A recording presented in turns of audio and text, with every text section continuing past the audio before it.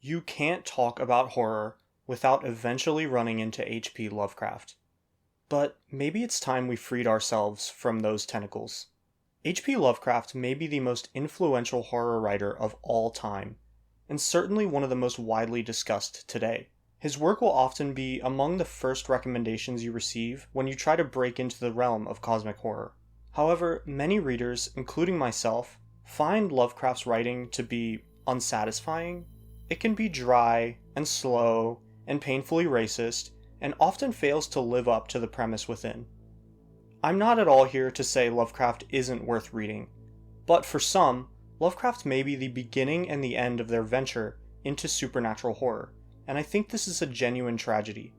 This broad Lovecraft-adjacent genre contains some absolutely magnificent and imaginative works that I truly hope more people are able to read. To that end, I'm here today to recommend a few alternatives to Lovecraft that I enjoy much more than the man himself, and none of these have horribly named felines. If you want to break into cosmic horror, or have already tried to break in by reading Lovecraft but didn't like him and gave up, or even if you love him so much that you haven't moved past him, this video will still be worth your time. Seriously, no matter your relationship with Lovecraft, even if it's love-hate like my own feelings, or complete ambivalence, or ignorance, I think the following books are worth a read just as much, if not more, than the man himself. I haven't read every work from the following writers, or even every flagship novel, so jump into the comments with your own finds. I'll give my rough thoughts on the works I recommend, why I recommend them, which will usually relate to how they stand compared to Lovecraft himself, and a very brief spoiler-free summary to pique your interest. Now, let's start with a classic of the genre that may give you the closest experience to Lovecraft himself. Algernon Blackwood, The Willows, and The Wendigo. H.P. Lovecraft himself adored these two stories, and it's easy to see why. Blackwood was a master of uncanny suspense, of the sense of utter isolation in a hostile environment, and of the evocation of mythical, primordial forces. Neither story fully echoes the more sci-fi inspired Cthulhu mythos, but The Willows is still cosmic horror of the highest order. Two men canoe down a river and encounter an island brimming with intimidating willows, but something terrifying and great seems to lie behind them. Blackwood brings the environment in this story to terrifying life, and suggests the island is host to powers truly unfathomable. It's extremely scary, and also awe-inspiring in what it alludes to. Listening to the audiobook alone in the woods turned the story into pure dread. The Wendigo is more grounded and less cosmic in its scope, but arguably more terrifying and still hints at powers beyond human reach. Following a moose hunting party in the Canadian wilderness, it soon becomes clear to the group that they are far from being the most powerful hunters in the area. The Wendigo is scary because it makes you feel just as isolated and powerless as its characters, who come up against something unfathomably terrifying. What else characterizes the Lovecraftian vibe, if not powerlessness in the face of something unknowable? Both of these stories are excellent. Lovecraft himself loved them. They feature the same archaic writing style, without the same level of overt racism, meaning at least no explicit slurs to my knowledge, and are definitely worth your time.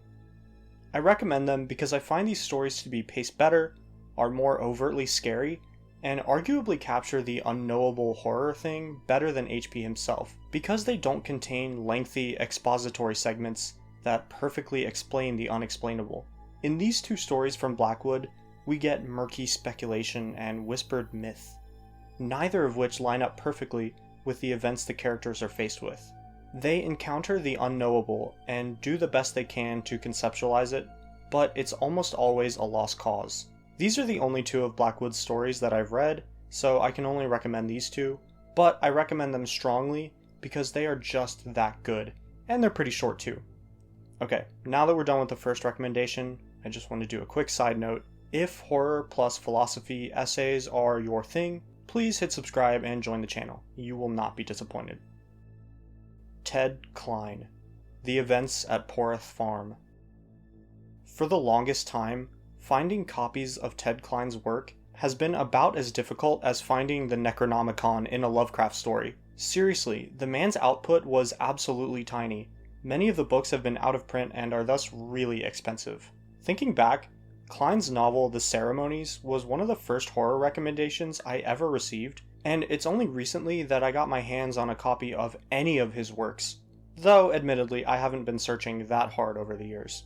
Anyways, I think Klein's short story, The Events at Poroth Farm, is an absolutely fantastic piece of literature. The Events at Poroth Farm follows a college English teacher who rents a room at the house of a Christian fundamentalist couple in order to enjoy peace and quiet, and read many, many works in preparation for an upcoming class. While there, a series of increasingly strange events take place, hinting at a parasitic, otherworldly presence. There are so many reasons I think this little book is great to start with. To me, it serves as a perfect bridge between the classical style of weird cosmic fiction and the more modern day stuff which we will get to next. The setup and progression of events is a pretty standard classical escalation, but Klein communicates this through a fun and relatable narrator, which marries the strange plot with human drama in a very satisfying way. Something that Lovecraft and Blackwood both struggle to capture. Our main character is kind of lazy, self-doubting, witty, horny, cringy, and generally realistic.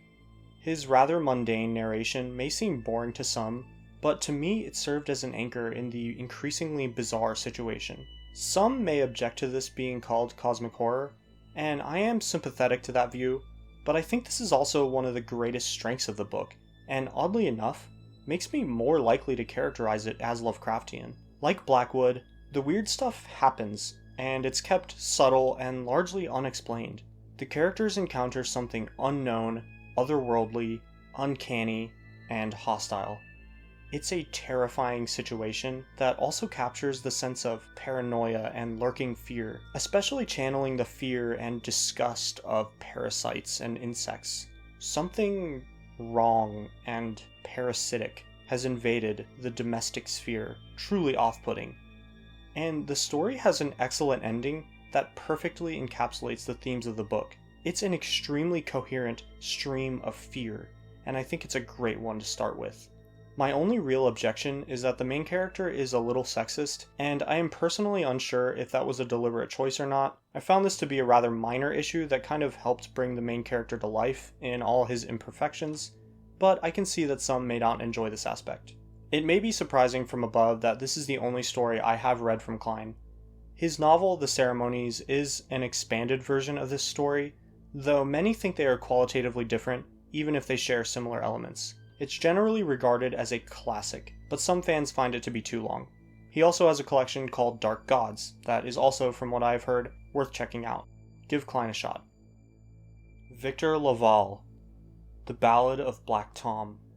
For the first few recommendations, I'm trying to stay as close to Lovecraft himself as I can, and it's hard to be closer than Lavalle's The Ballad of Black Tom, which is literally a retelling of Lovecraft's story, The Horror at Red Hook. That story isn't one of Lovecraft's best, and it doesn't tend to be seen as part of the Cthulhu mythos, which, for the unaware, is the set of Lovecraft stories that contain plot connections, like references to Cthulhu and Azathoth and Nyarlathotep, and are seen as the most clear examples of his style of cosmic horror. Set in New York in the 1920s, the book follows Charles Tommy Tester, a black con man who, through his scheming, becomes entangled in a cult's horrific activities. The use of a black man as a POV is the most clear reason why this retelling exists. Lovecraft was openly and aggressively racist in his writings. I'm not interested in canceling the man. I think his work is still worth reading to most people, but I wouldn't fault anyone for being turned off by this and disengaging with the genre as a whole. The Ballad of Black Tom also features an interesting thematic inversion over Lovecraft and cosmic horror.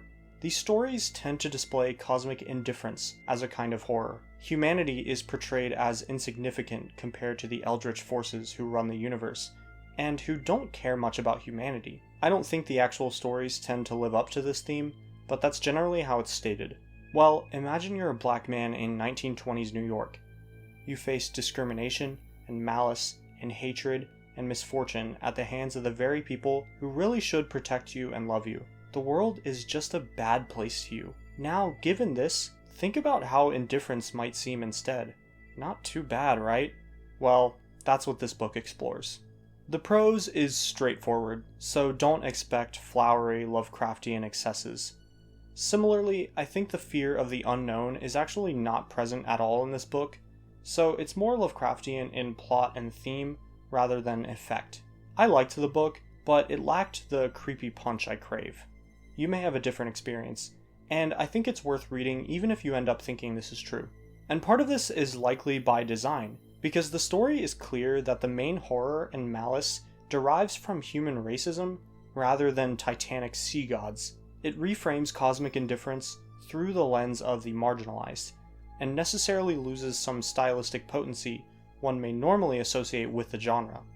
I haven't read anything else from Victor Lavalle, so this is the only thing I can contribute from him. As far as I know, though, this is the only venture he has made into cosmic horror.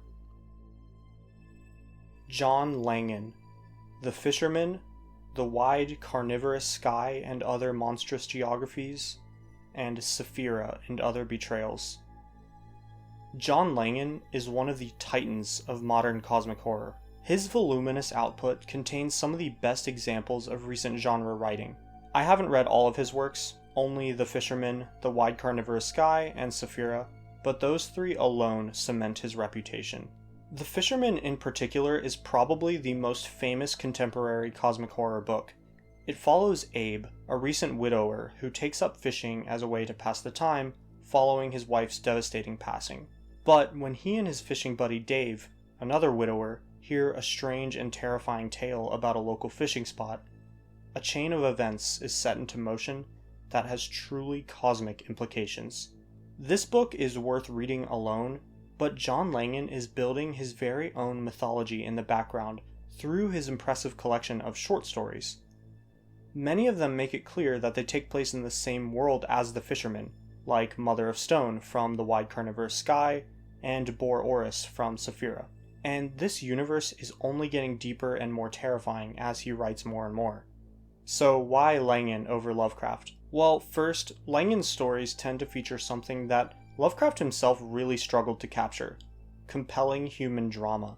Langan's stories are emotionally rich and usually devastating, providing an excellent emotional core that makes the stories more readable and helps us further feel the contrast when these petty emotions come into conflict with eldritch forces. Langan also manages to make his stories literary and thematically rich without featuring the divisive prose of Lovecraft himself. Many of Langan's stories have a strong thematic parallel, like the titular story from the Wide Carnivorous Sky collection, which explores PTSD through a cosmic horror story about a vampire-like being. Another strong example is Technicolor in the same collection, which is a Ligotti-esque blend of fiction and non-fiction that uses a lecture on Edgar Allan Poe's story, The Mask of the Red Death, as its setting. You get an interesting lecture and a terrifying narrative in one. There is also a slight shift in the way that cosmic horror is portrayed in Langan as opposed to Lovecraft and the like. In Langan, the cosmic and the eldritch tend to take on a more divine, mythological, monstrous aspect rather than the more familiar alien and grotesque categorization. It's a bit hard to describe because Lovecraft himself obviously writes of a pantheon of literal gods, but there's a sense of grandeur and dignity that I find in Langan only. As with any short story collections, some of the ones here aren't as good, and not all of them are cosmic horror, so if you don't want to read all of them, there are helpful guides online to help you choose the most impactful ones. The Fisherman itself is divisive. Some readers hate the novel's middle third folkloric interlude, but I love its audacity and weirdness. Overall though, I think Langan is essential to check out. Tom Sweterlitsch, The Gone World. One thing about more substantive cosmic horror novels is that they tend to overstay their welcome. It's just hard to sustain mood and atmosphere and tone, which is what cosmic horror thrives on throughout the length of a typical genre work. The Gone World is a fantastic exception to this problem, and ends up being one of the coolest and most imaginative works in cosmic horror adjacent space. Set in a world that is basically our own, except we also have the ability to travel into the future and travel vast distances in space with ease, The Gone World follows Shannon Moss, a time-traveling agent attempting to solve a macabre murder. Making her job a little bit harder is the fact that something called the Terminus, a terrifying cosmic force that effortlessly obliterates humanity, is approaching in time. Its advent is getting closer and closer to the present day. I've seen people say that the Gone World is like True Detective meets The X-Files, and this rings pretty true to me, which is high praise because I love True Detective Season 1 and enjoyed some of The X-Files. It's crime noir plus Cthulhu, and delivers a fantastic, mind-shattering narrative. Lovecraft's plots are sometimes good, a couple times great, and most of the time fine, with a few bad. The Gone World's plot will not leave your mind for weeks, and the Terminus is a terrifying, mysterious cosmic threat for the ages. Scenes featuring it still haunt me. But the real reason that the Gone World is on this list is because it ultimately moves even beyond the threat of the Terminus. It moves beyond the eldritch, alien bent of cosmic horror, and creates a scenario that features human existence as unbelievably fragile. It undermines our place in the world in a solipsistic, epistemically horrific manner that brings back that vibe of those terrifying thought experiments like, what if you were created yesterday with all the memories you have, so that you've only lived a day but you think you've lived for years? The labyrinthian plot may not click for everyone. I actually plan to reread this because I'm not quite sure every single puzzle piece fits together, and the finale feels opaque and a bit unsatisfying, but the journey is, without a doubt, worth it. Read The Gone World. Matt Cardin, To Rouse Leviathan. To Rouse Leviathan is a collection of stories that creates an entirely new subgenre of cosmic horror that I like to call theological cosmic horror. Not every single story in this collection fits that characterization, but they all tend to reveal an existential nightmare of a world that is indifferent to humanity at best. As I'm recommending the whole collection, I can't really provide anything as far as a plot synopsis. I think the best way to sell it is to share the way that To Rouse Leviathan's coolest parts stick out in my memory. What if God was a cosmic horror? No, this doesn't mean a kind of Lovecraftian Azathoth who is basically the omnipotent creator of HP's universe. No, this collection asks what if God, constructed here as a kind of mishmash of monotheistic interpretations, is understood by humans correctly to a small degree, but that we've forgotten some unfortunate and horrific truth. Maybe God is evil, and his blessings and interventions are something you'd rather avoid. Maybe God is real, and even good, but there's something behind him, bigger than him, that even he can't fathom. Generally, I can say that To Rouse Leviathan is certainly worth reading in comparison to Lovecraft, because Matt Cardin's philosophical themes are almost always perfectly coherent with the story in which they feature. Lovecraft's vision and message of an unknowable, materialistic, indifferent, and vaguely hostile universe is generally in tension with the plot featuring literal gods who seek contact with humans who they are not supposed to care about and interfering in their affairs. Cardin deftly avoids this by framing his cosmic story in a theological perspective, where it makes sense the beings would be interested in and intelligible to humanity. It's a bit hard for me to say this part like this, but the book is also just really cool. It's written really well and contains what I think are absolutely beautiful scenes and images that still sometimes pop into my head. Seriously, read the first few pages of Divinations of the Deep and tell me you aren't hooked. I think that sometimes the book can be unsubtle. Cardin makes his themes very apparent and even name drops certain philosophers that resonate with the plot and ideas on display.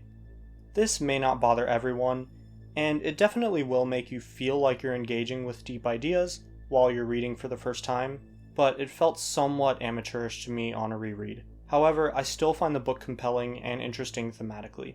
As far as his other work, I haven't read anything else by Cardin. He does have a collection of essays on horror and philosophy that I'm excited to read, since Cardin studied at an advanced level in either religion or philosophy, so there definitely stands to be some cool insights in there. Brian Hodge, The Immaculate Void, and I'll Bring You the Birds Out of the Sky. Here we have another difficult to find author like Ted Klein.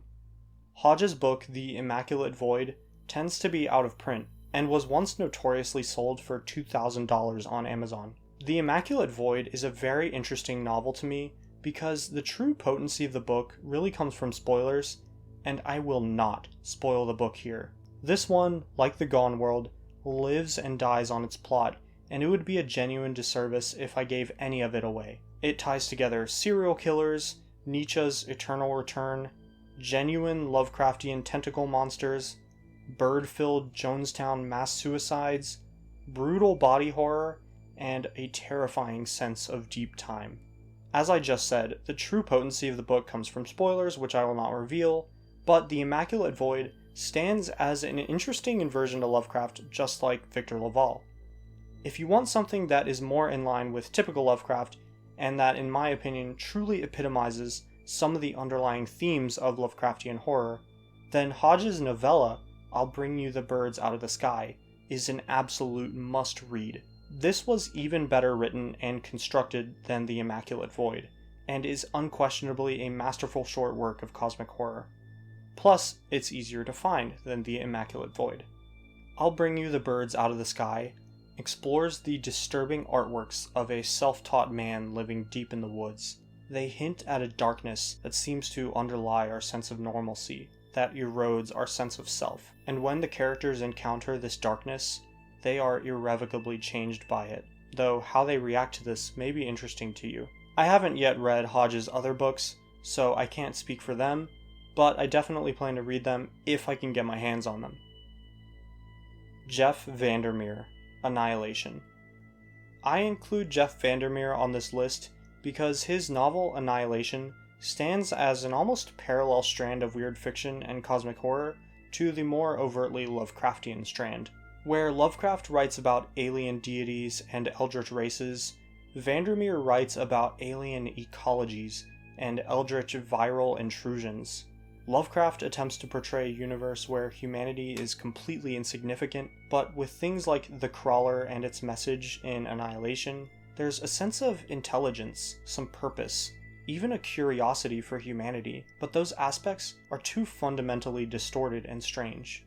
The novel portrays a world in which an utterly alien reality has grafted itself parasitically to our own and is slowly changing it like cancer. Some of the scenes are absolutely chilling, and the book leaves you with a very Lovecraftian, what the was even happening? And if you've seen the movie, you may be worried that the book offers you nothing, but I have to assure you that this is absolutely not true.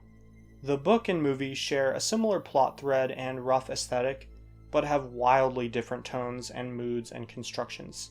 The book is more overtly horrific and mysterious and weird and absurd, rather than the movie's more symbolic, intense, and puzzling vibe. It's one of the only books on this list that actually scared me. I did read the second book in the trilogy, but for whatever reason, I just don't really remember it, but I know I enjoyed it. It channeled a more Kafkaesque institutional labyrinth feel, and de-emphasized the cosmic ecological horror, and that was cool, but that isn't really within the purview of this list. It and the other books in the series are definitely worth checking out, but Annihilation is good enough to stand on its own. Check it out. Before I get to the last two authors, who are, in my opinion, the best on this list, I want to give two honorable mentions.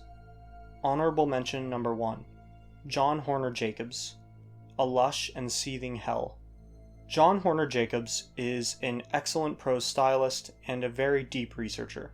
These qualities combine marvelously in his two-story collection, A Lush and Seething Hell, Two Tales of Cosmic Horror, featuring My Heart Struck Sorrow and The Sea Dreams It Is the Sky.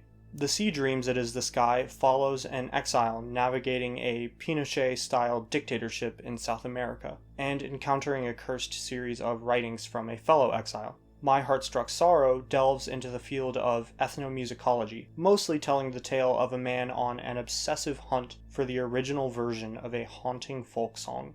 As he follows the thread further and deeper, he begins to see that the song he seeks may contain truly startling metaphysical relations, and may seal the slow unraveling of his fragile sanity. Both of these stories definitely feature some cosmic elements, My Heart Struck Sorrow more so, but I think the billing of cosmic horror is a bit overstated. These stories, Especially the sea dreams it is the sky, while excellent and immersive and atmospheric and compelling, tend to be drastically more focused on rather mundane issues and occasionally gesture towards the weird. It feels more like a thriller with elements of weird or cosmic horror, rather than something straightforwardly cosmic horror. I would still recommend these stories, and I have heard his other works are at least as cosmic, and at least as good as these, but I haven't read them. Honorable mention number 2. Laird Barron. Entire body of work. Laird Barron's exclusion from the main part of this list may seem a glaring omission to people who have even a cursory knowledge of the cosmic or weird horror genre, and it really is. Barron's work must come up in discussion and recommendation lists because of the influence he's had and the import and popularity of his stories. The reason that he isn't in the main portion of this list is that, as yet, I haven't read anything from him that I loved, and since ultimately this is my own list, I felt I couldn't authentically include him. I am humble enough to acknowledge, though, that I am in the minority of readers here, and I've only encountered a minority of his work. Not to say that I actively dislike Barron's work. I enjoyed Blackwood's Baby and Hand of Glory, but otherwise I just rarely connect with his stories. However, The Croning and The Beautiful Thing That Awaits Us All, and really all of his work, should at least be mentioned here because it's likely a viewer might enjoy him. Now we get to my 2 picks for the best authors to read if you want something Lovecraftian, but even better than Lovecraft himself. Before I list them, however, I want to say that these 2 authors, in my opinion, surpass Lovecraft in that they forge their own literary identities. There is unquestionably influence here, but these 2, more than the others, stand at least alongside Lovecraft in terms of quality and identity, and don't merely follow in his footsteps. Thus, some of the more surface-level aspects of Lovecraftian horror, like tentacled gods and overt aliens and whatnot, will be de-emphasized here. But these authors absolutely channel and build upon the thematic underpinnings of Lovecraft's writing instead. Kiernan, The Red Tree, and Houses Under the Sea. The first of my 2 gold star picks, Kiernan's work has been an absolute pleasure to discover. She is one of the leading voices in modern weird fiction, and for good reason. An excellent prose stylist, erudite writer, and master of setting, mood, and character, Kiernan is an absolute must-read. I first encountered Kiernan with her novel The Red Tree, which read to me like Lovecraft meets Mulholland Drive meets the events at Poroth Farm. An author struggling with writer's block and some mental health issues relocates to a rural Rhode Island farm to recuperate, and finds her life slowly unraveling further, seemingly centered around a mysterious red tree. The Red Tree isn't a Lovecraftian novel in the sense of alien tentacle gods and scary cults. No, it's a novel about subjective reality completely breaking down, about the supernatural slowly infecting a damaged life, about the potential influence of something. Logic and coherence and everything normal fly out the window in this disorienting and strongly unsettling novel. The Red Tree is a kind of meta-Lovecraftian or meta-fiction story, in that every time you feel relatively confident in some interpretation or perspective or even POV, Kiernan revokes your comfort out from under you. This is the reason I rate her so highly, because she makes you feel like one of the characters in a Lovecraftian story, who just had their whole worldview completely upturned. I literally had a few dreams and nightmares during my reading of The Red Tree, where it would be revealed that my dream was actually a dream from within a dream, or my nightmare was actually a horror story within a dream, or my dream was being influenced by some other terrifying entity within the dream. The Red Tree isn't just a cosmic horror story.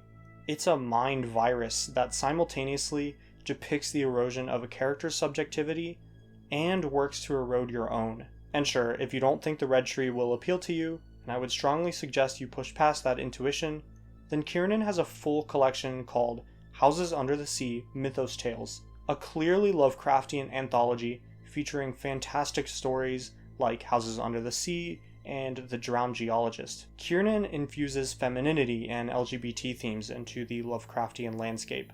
Much of the horror here lies in the terror of watching someone you know and love be changed by the unknowable and being helpless to go on the journey with them. Through her training as a paleontologist, she uses that in her horror. The beings here are ancient, wild, and scary. Jurassic Park meets Lovecraft. Maybe someone finds a fossil of a deep one? If I ever do a follow-up video to this one, there will certainly be more of Kiernan on that list, because of how much of a pleasure it was to discover her work. She has other novels that are arguably more Lovecraftian, but I haven't gotten to those yet. Agents of Dreamland in particular seems to be Lovecraft meets the X-Files, and if I like that book, I'll bring it up in the potential follow-up video. Please check her out. Thomas Ligotti, entire body of work. Thomas Ligotti is the best modern cosmic horror writer since Lovecraft. Full stop. If I could recommend one single author from this list, it would be him. He's the most technically skilled writer here, and the only one capable of evoking a pessimistic, existential dread Lovecraft could only dream of. However, I have to give a few caveats before I recommend specific stories, though these caveats will really be reasons to read Ligotti for the right person.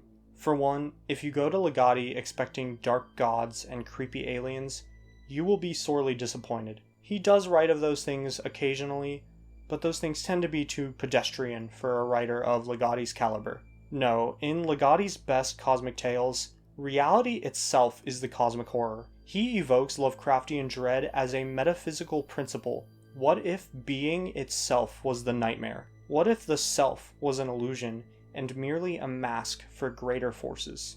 Ligotti's stories can feel underwhelming if you focus too much on plot. While many have strong narratives, his best work breaks down as reality itself unravels. How can a story progress when the self experiencing it begins to dissolve? Ligotti's stories are, in my opinion, best enjoyed as a kind of conceptual, pessimistic, moody revelry.